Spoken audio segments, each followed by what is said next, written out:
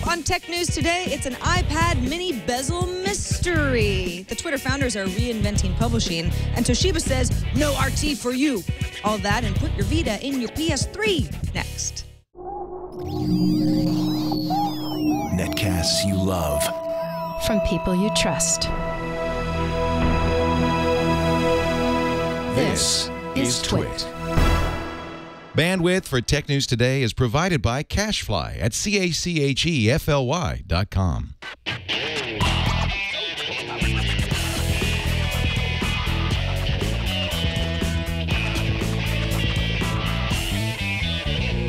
This is Tech News Today for Wednesday, August 15th, 2012. Tech News Today is brought to you by Ring Central. We love cloud-based phone systems by Ring Central here at TWiT. Zero startup costs, and Ring Central is $20 per month per user. Try it now with a 30-day risk-free trial and buy one desk phone and get a second phone free. Call 800-543-9980 or visit ringcentral.com and use our promo code TWiT. And by Ford. Ford invites us tech geeks to join the conversation. Submit ideas and grab a Tech Geek badge at social.ford.com. Welcome to Tech News Today. I'm Tom Merritt. I'm Sarah Lane. And I'm Jason Howell. No, I'm still Jason Howell. I should have been Iyaz. Jason, Sorry, we had this whole thing. It was the flow. Oh, You're supposed to be Iyaz. I suck. I should really be Jason Iyaz Howell. today. I'm sorry.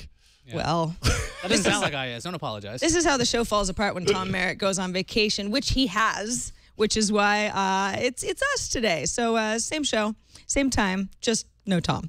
This is the show where we try to make some sense of the most important stories in Tech News Today, along with all of you. We'll start off with the top 10 stories of the day in the news views. I am Iyaz Akhtar. Samsung has officially announced U.S. pricing for its 10-inch Galaxy Note tablet that comes in two colors, deep gray and white. The 16GB model costs $499. The 32GB model is $549. And although in the U.S. the Note is Wi-Fi only for now, Samsung says it does plan to launch a 4G LTE-ready version later this year, as well as an upgrade to Jelly Bean. Microsoft is touting its new version of SkyDrive.com. It's got a brand new design consistent with that look and feel of Windows 8, big, bold tiles and flat colors. Microsoft also released updates to its SkyDrive apps for OS X and Windows. The company also announced SkyDrive for Android, which will be available in just a few weeks. Microsoft has also updated SkyDrive for developers. More iPad mini rumors. Who's ready? The latest, it looks like a big iPod Touch, with thinner bezels along the sides, at least in portrait mode, and separate volume buttons rather than the current rocker hardware for the volume buttons, and a mic on the back. That's at least according to a variety of mock-ups making their way around the blogs. There's a lot of variety in those mock-ups, by the way. Rear-facing camera, we're not sure. Thinner, maybe.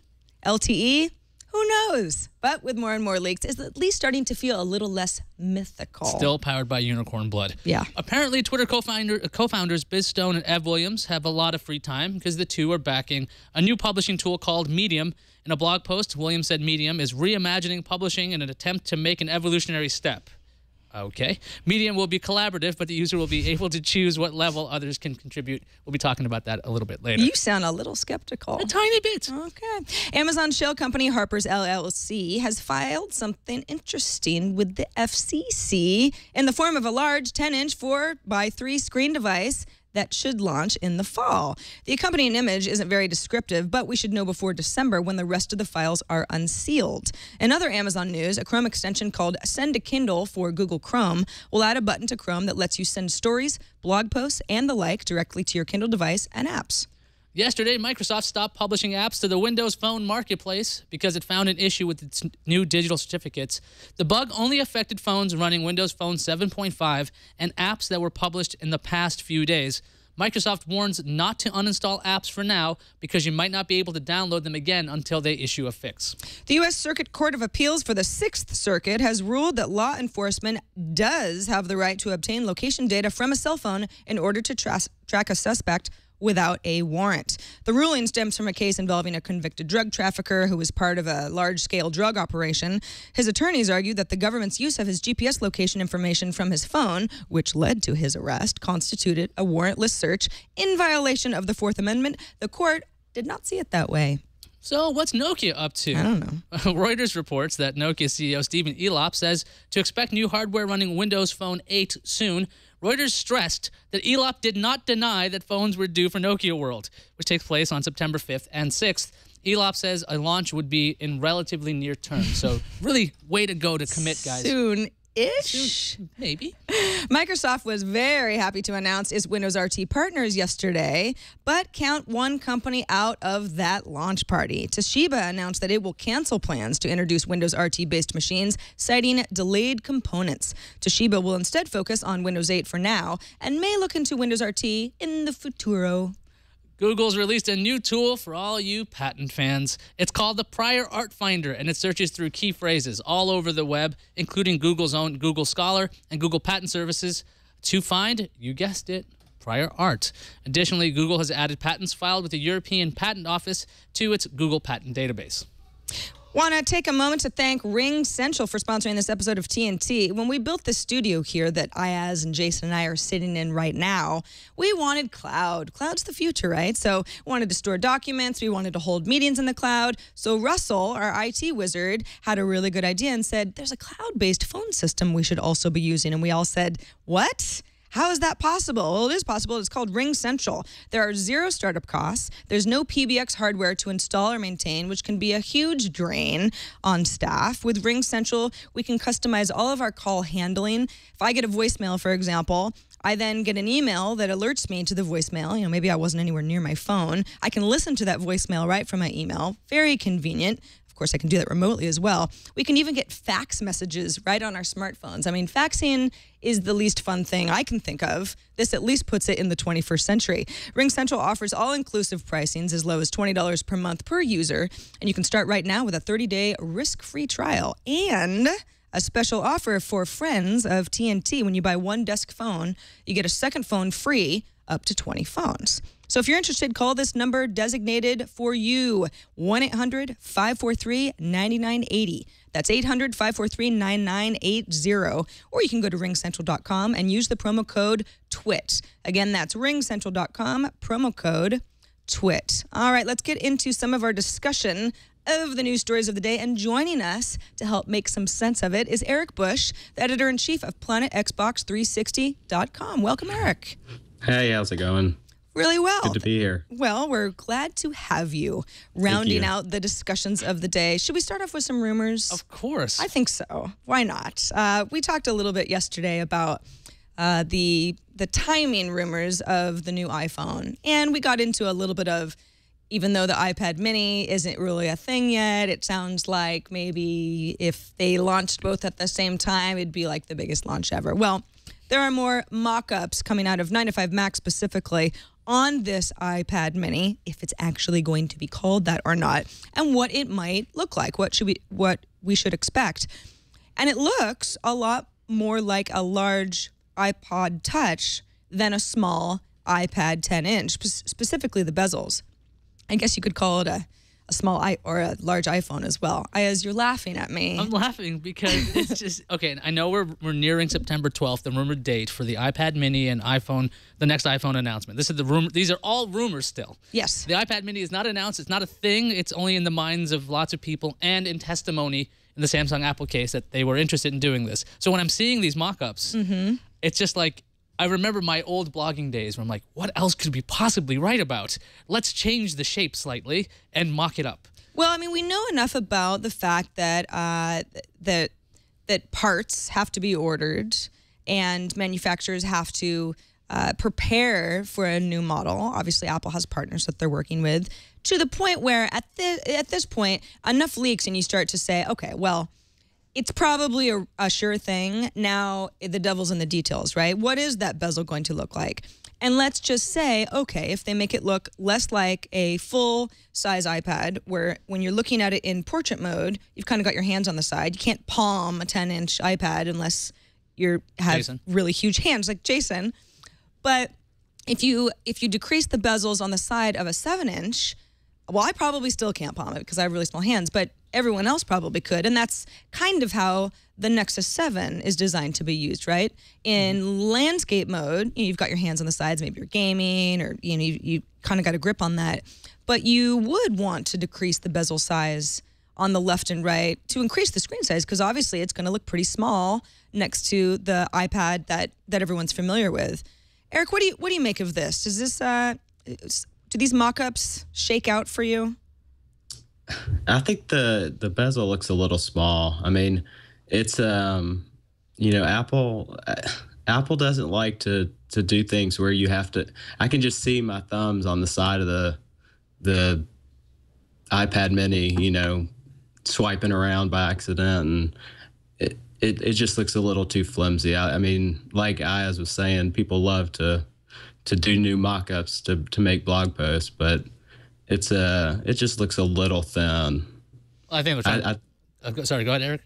I just think I'm thinking a little closer to the the Kindle Fire or something like that, if you're going to do a 7-inch. Now, there, of course, a lot of folks, including myself, say, all right, well, we've got the Nexus 7. It's a hit. People like it. It's a good device. It's the most powerful, I guess, of the 7-inch tablets that we've seen so far. And that's kind of the benchmark that the iPad Mini, if indeed it is real, will have to match. So you start going through some of the stuff that the Nexus 7 has and doesn't have. Doesn't have a rear cam. Nope. Some of these mock-ups for the iPad Mini, or iPad Air, as John Gruber said, maybe it would be called. I kind of like that one, actually, show that there would be front and rear cams. Some don't.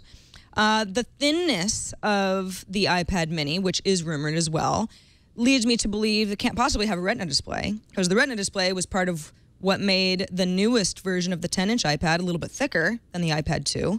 It was a good trade-off for folks, because you need to get a little bit more battery there to make sure that it all works out well. But we did end up getting a little bit thicker, a little bit heavier.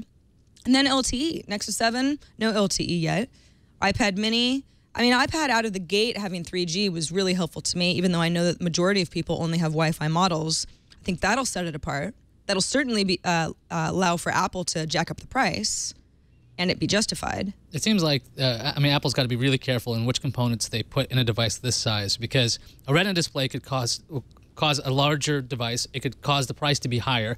And if they want to be competitive and also include a Wi-Fi, a 3G antenna or an LTE antenna, these are like all the trade-offs you have to do. So if for some reason they actually go with this thinner bezel on the sides, they're basically telling you you're supposed to be using this like an iPod Touch or an iPhone. It's going to be used in portrait most of the time. Because the big thing with iPad was, okay, you can't hold it wrong, right? That was the little gimmick with it, because all the bezel was uniform around it.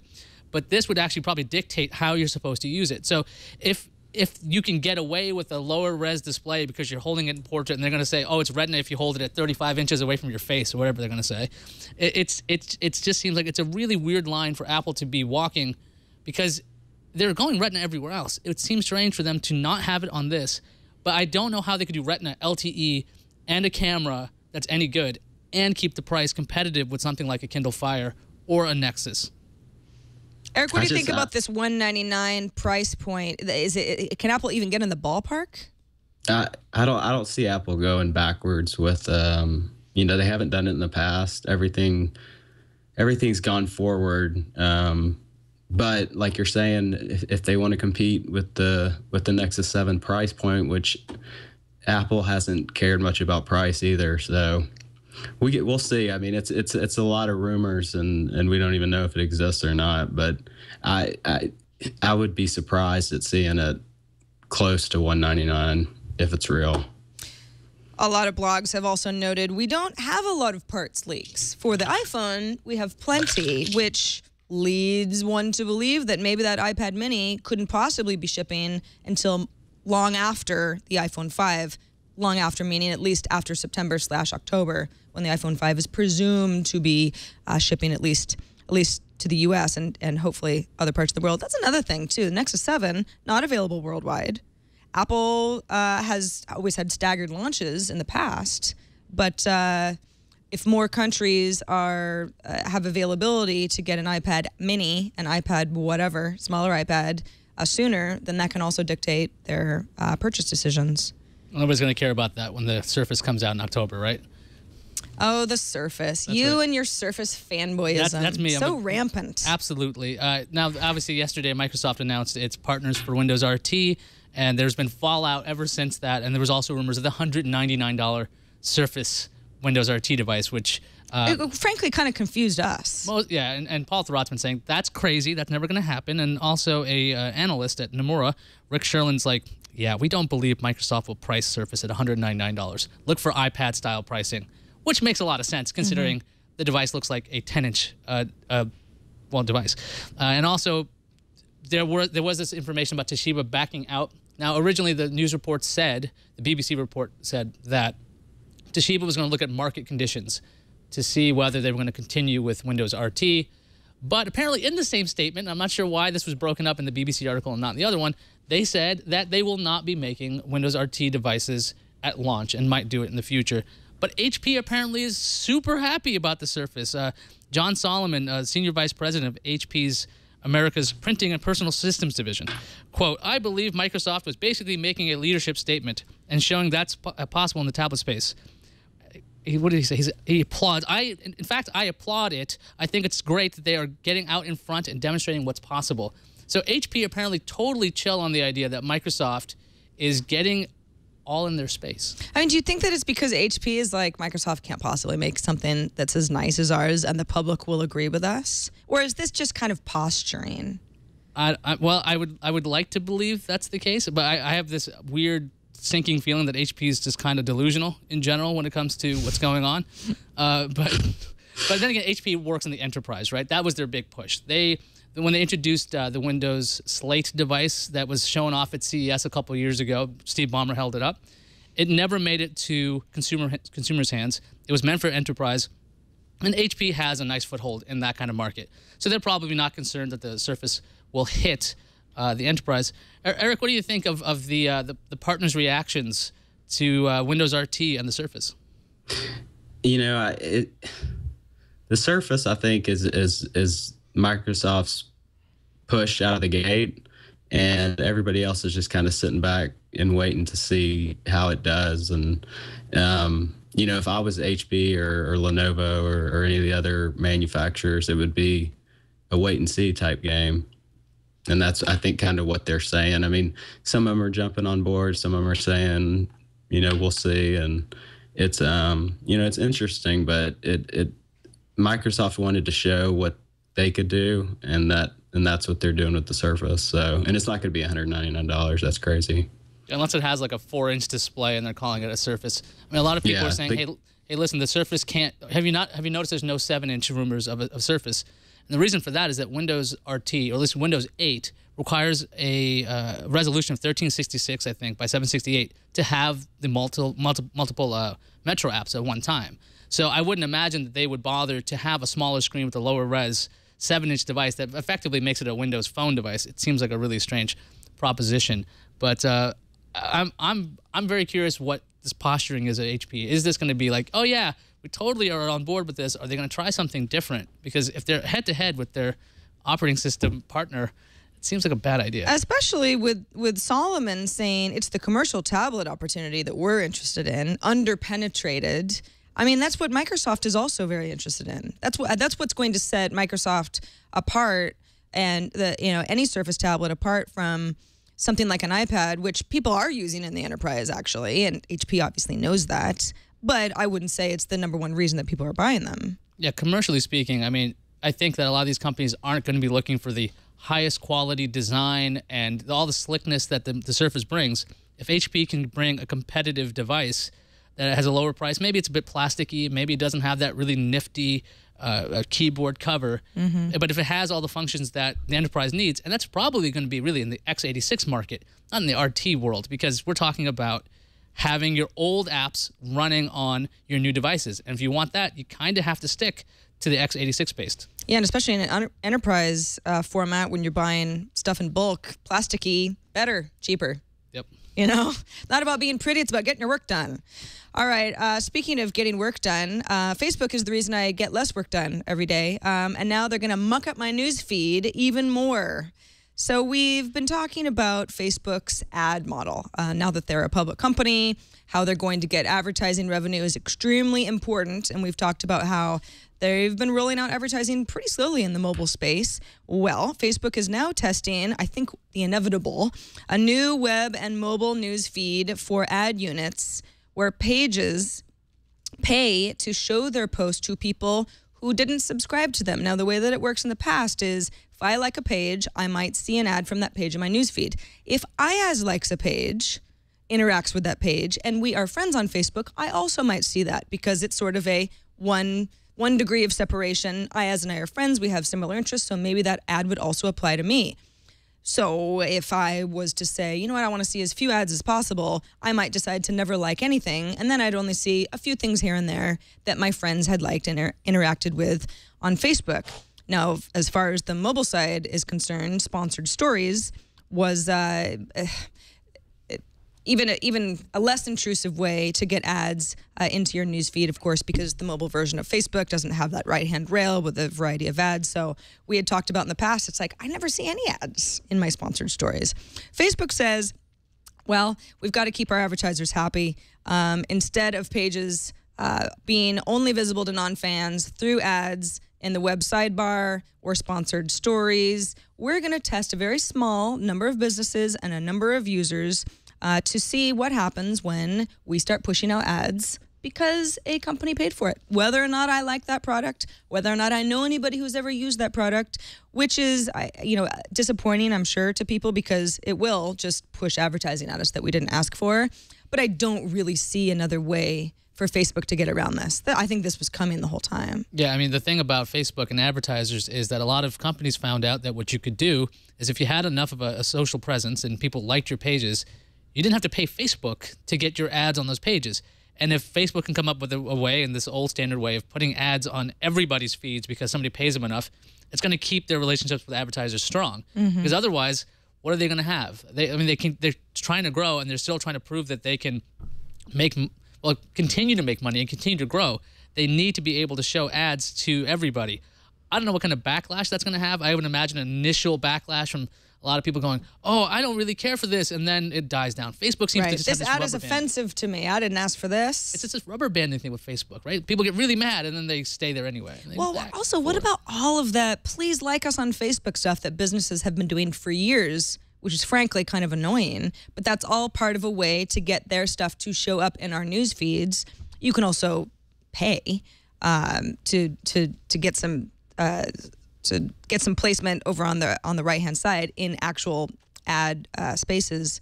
But Facebook does say they know that people are going to be annoyed. The official response thus far is, we want to be thoughtful about how we introduce ads in newsfeed, so we have limits in place to ensure that people's news feeds are not filled with advertising, but we don't have specific numbers to share. Again, they're testing a small market. They're probably going to see if people go off the rails, and if so, they're going to have to dial back and figure out something else. But Eric, do you agree with Iyaz and I that this kind of seems like Facebook has no choice but to get that advertising money however they can? Yeah, I think this was coming from the beginning. They started with their friends of friends of friends companies likes advertising, and that made some money, but they got to keep making more money. So this is this seems like a good opportunity, but we'll just see. Like I said, it'll have some backlash, but people they'll get over it.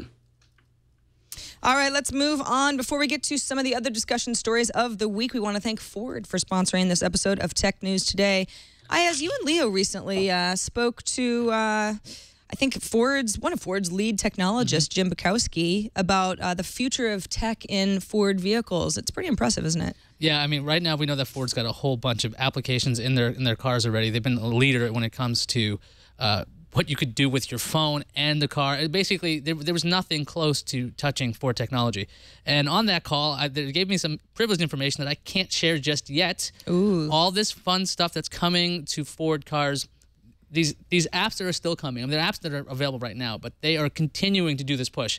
This isn't something that Ford's like, oh yeah, we're lightly going to technology. They are heavily into technology, and they're going to continue producing tons of really cool apps that I still can't talk about. Ford Social is one of the ways to develop and surface ideas to the engineering team because they're listening. Ford Social, social.ford.com has some really cool ideas. Some of the ideas that we've seen is Wi-Fi music sharing between Fords, a biodiesel hybrid that was actually submitted by a 15-year-old, automatic sunscreens, a wind turbine under the hood to charge a lithium battery. I mean, this stuff it's really innovative, it's really exciting, and this is not just, oh, hey, let's have some pie in the sky ideas, maybe one day you'll see this. This is stuff that Ford is like, we want to hear your ideas because we can make these ideas reality, or certainly do our best to figure out if it's possible. If you are a tech geek, Ford wants to hear your ideas too. They're inviting all of us to join the conversation at social.ford.com. You can read more about what they're looking for there. If you've got ideas, if you want your car to do something amazing and robotic-like, drive itself. No, I'm just kidding. Submit your ideas to Ford and like your favorite ideas. And while you're there, be sure to grab your Tech Geek badge. You can also read a blog post that Leo submitted. You know Leo Laporte. It's a guy, works here at TWiT. He submitted his discussion with Jim Bukowski as well.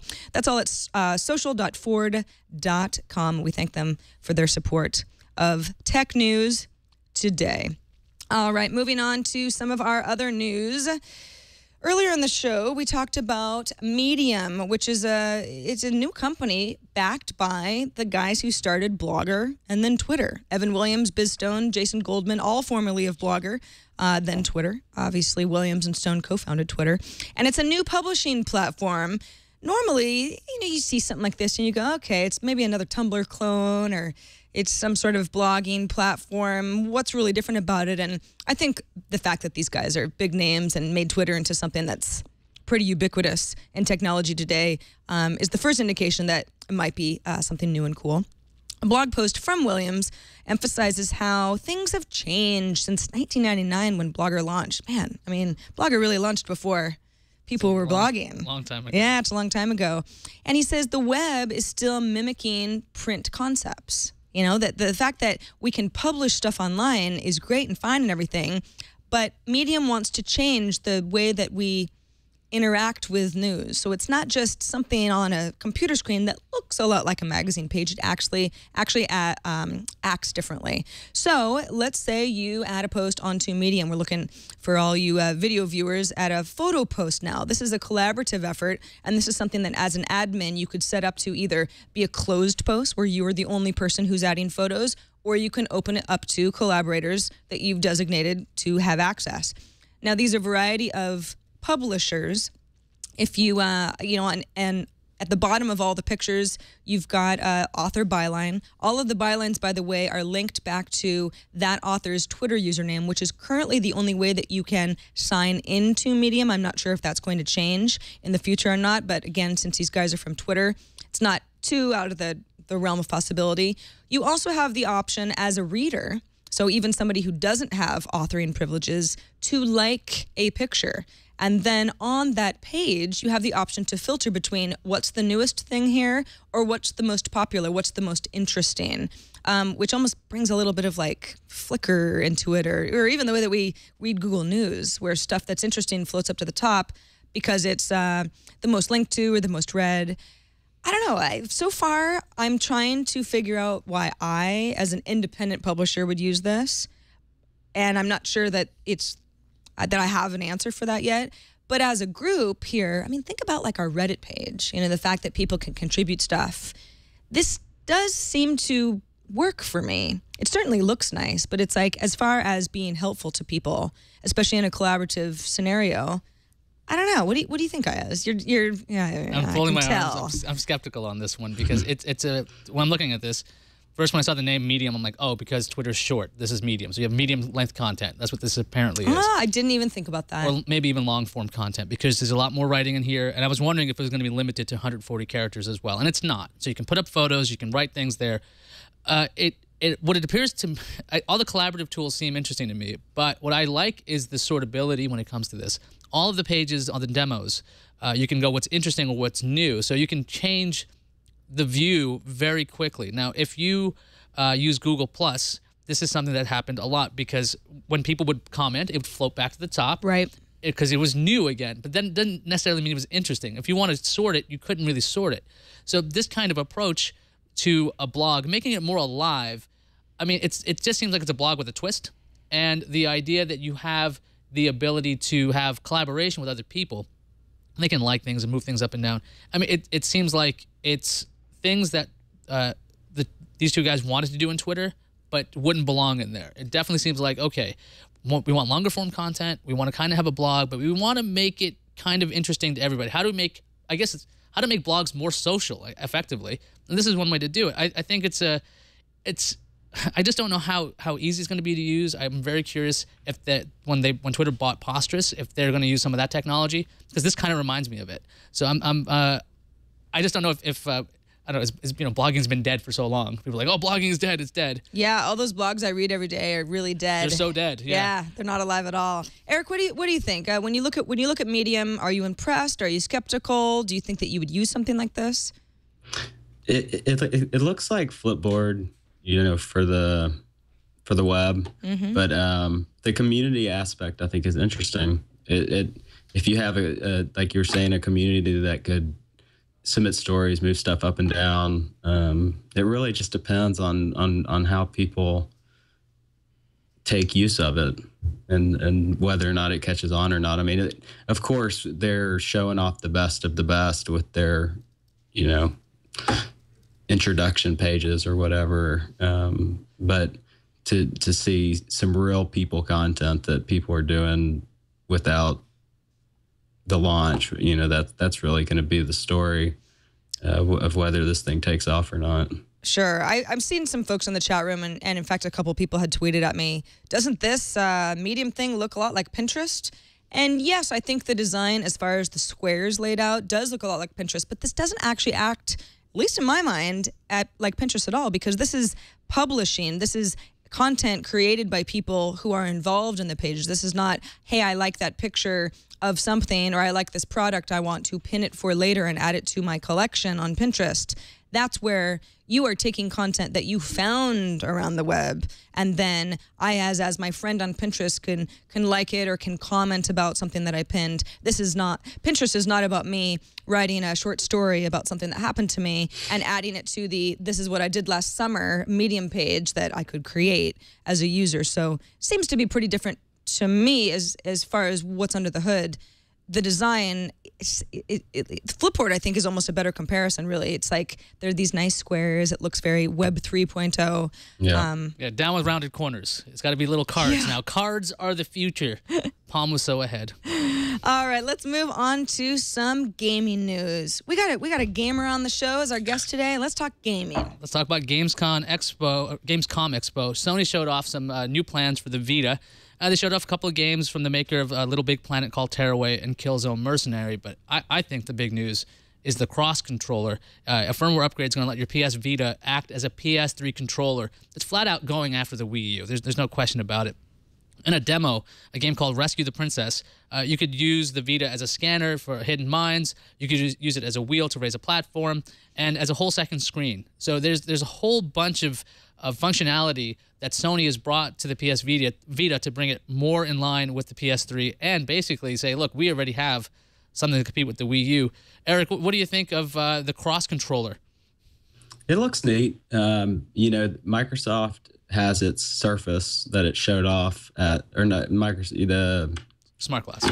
Smart Glass, there you go, at E3. They haven't showed anything since, but I think all three platforms are trying to do something unique, and what they showed looked neat. I think a little bit more exciting to me was the buy a game on the PlayStation 3 and you get it free on the Vita. They announced a couple of those titles, so that gives users, because it's hard to spend $60 for your PlayStation 3 and then another $50 for the Vita, and so on. So I think they call interesting news coming out of Gamescom a little bit. They're showing off some stuff, so it's looking interesting for sure. They're calling that cross buy, I think. But I know cross buy for the Wii U. I know a lot of people were very frustrated with that controller in the fact that it's not its own console. You can use it as sort of a rudimentary tablet, but it doesn't have the same portable functionality as something like a Vita. And so if you're going to spend money on one of these controllers,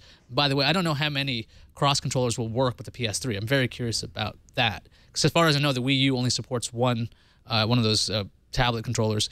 Sarah, do you think people are going to buy more Vitas because it can work with their PS3s? I think Sony's pushing hard. You know, they're trying to get the Vita, the Vita to sell better. The smart glass from Microsoft is interesting because it works on iPads and Android, and obviously the Surface tablet will work with it too. We don't know what really functionality it has, but probably, you know, some of the similar type stuff they're showing on this video right now, moving the blocks around and changing level of design and that kind of stuff. So they're you know, Sony had a decent showing at Gamescom, and they've always had a good European presence, so it's not surprising that people are getting excited about what they're showing.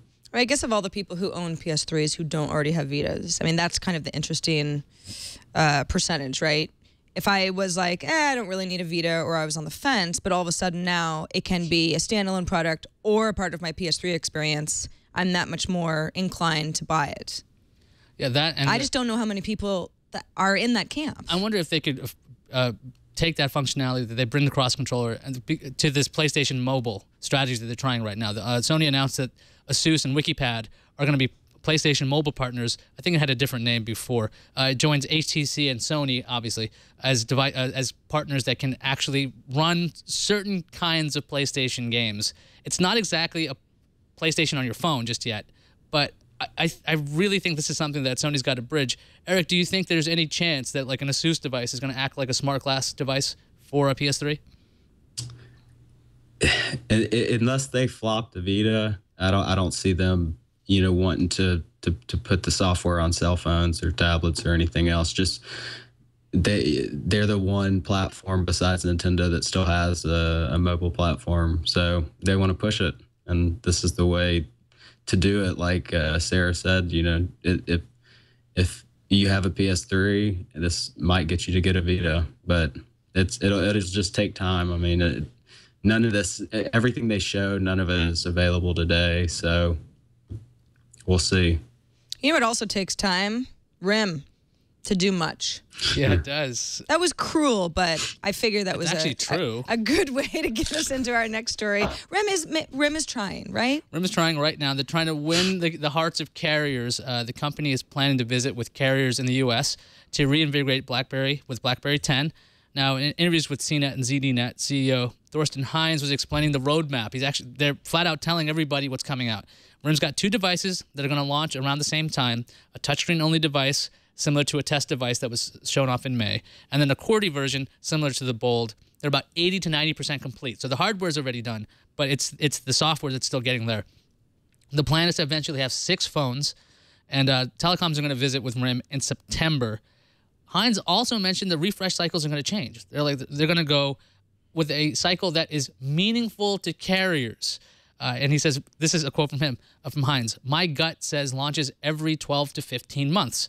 So the idea is that Heinz wants to basically partner up with the carriers because, I mean, the carriers want RIM to succeed because they don't want to get locked in with Google and Apple. Those 2 guys kind of push people. Well, Apple pushes around carriers like crazy. Sure. And Samsung is gaining a lot of steam in the Android world, so they can. As a carrier, you want RIM to just be a viable player, right? Right. Sell more phones. But the thing is, do you think that the carriers are going to back RIM when they didn't exactly do that with Microsoft or Nokia? They just said, all right, you guys, you know, we're AT&T and we're your buddy Nokia, but we're not going to even promote your stuff. Do you think there's a higher likelihood that the carriers will get on board with RIM and promote their products in the same breath as an iPhone or an S3? You know, I do, and the reason I do is because we all on the show and everyone who watches and listens is pretty dialed into RIM's flailings over the last couple of years. And I know that there are a lot of people out there where BlackBerry branding, RIM branding is still really strong. I mean, there are a lot of people in the enterprise who are still using RIM products. Fewer than ever, yes, but there still are a lot of those people, and those are the kinds of people who are going to walk into an AT&T or Verizon or Sprint or whatever store and say, okay, yeah, I like that QWERTY keyboard. Yeah, that's the phone I want. That looks like the phone that I've had for a couple of years, but it's a little bit better because the software's been updated. So I think that as far forward as we've all gone, I think the carriers know that brand recognition is still really important to people. I'm just kind of curious because this BlackBerry 10 operating system is a leap beyond BlackBerry 7. I just wonder, is there going to be the same familiarity for the customer when they go into the store and they're like, what's this touchscreen phone? Where's my keyboard? You got to slide it open to find it. Eric, do you think that the carriers are rooting for RIM? Do you think they're going to be like, yeah, RIM, you're going to love the BlackBerry 10, whatever we're calling it? You're going to like the way you look. Yeah, it depends on what they're showing. You know, like Sarah said, people still carry Blackberries a lot. Everybody that I meet with in New York that has to do with finance, or they're all on their little Blackberries, and so, you know, if they show something completely different, they might get behind it, and it also depends. I mean, there's some backdoor kind of negotiations that can go on with carriers about how they push phones and incentives and that kind of thing. So depends on how much money BlackBerry wants to spend. And there was this old story about the carriers, I think it was AT&T and Verizon, talking to RIM way back when the iPhone came out, and they were like, hey, we need a competitor for this because Apple's pushing us around. And then I think that's how the Torch came out, a couple of these, and the Storm. These two devices came out in response. So RIM actually has listened to carriers before, and they're willing to play ball with them because these are the companies they need to promote, because BlackBerry can run RIM can run all the ads they want, but if the carriers don't support it at the storefront, that's where the problem will be. Well, and that, you know, if they change their cycles to better match what carriers want and need, that's even more of a reason for everybody to play nicely. RIM's coming back. I can feel it. I can smell it. Actually, I can't. I don't know what that smells like. Let's move on to the randomizer. It's berries. Randomizer. It's berries. So I'm trying to remember when was the first time I can remember being on the actual internet. It was a long time ago because, I don't know, we were on BBSs and stuff like that. But this video from 1995 is probably earlier than many people can remember being on the internet. And it's pretty awesome. Hey, why should I be on the internet? Why? Well, by the time we're in college, the internet will be our telephone, television, shopping center, and workplace. And it's already got more stuff in it than you could possibly imagine. In less than an hour, you can visit the planet Jupiter, take a tour of the Sistine Chapel, do research on the rainforest, get soccer scores for a team in Italy, chat with a friend in Australia, and I even found a recipe for Catfood Cupcakes. It is as much a part of the future as we are. Shouldn't everybody be on the internet? Yes! First of all, as bad as those graphics are, that's pretty much accurate. That's dead on, too. All the stuff we're doing today is what those kids are doing in 1995. Totally. Yeah, it's like we're on a call with a guy in Alabama from Petaluma, California, That's broadcasting on the internet because our workplace happens to be online. And I am checking soccer scores because... At this very moment. I found a recipe for cat food on the internet. Cupcakes. You should be on it, too. It was great. really good to know that even back then they were predicting the useless nature of the internet. You know, cats will be the future of the internet, and it's true. Well, and what I like is, you know, these kids are, I don't know, I mean, they're grade school level, and they're saying, you know, by the time we're in college, the internet will be everything to us. Our television, our phone. It's true. I mean, they were before their time. I really am very curious about like other scripts by the same writers. I want to know what else is going to happen in the future because that was dead on. Dead on. They were pretty good, weren't they?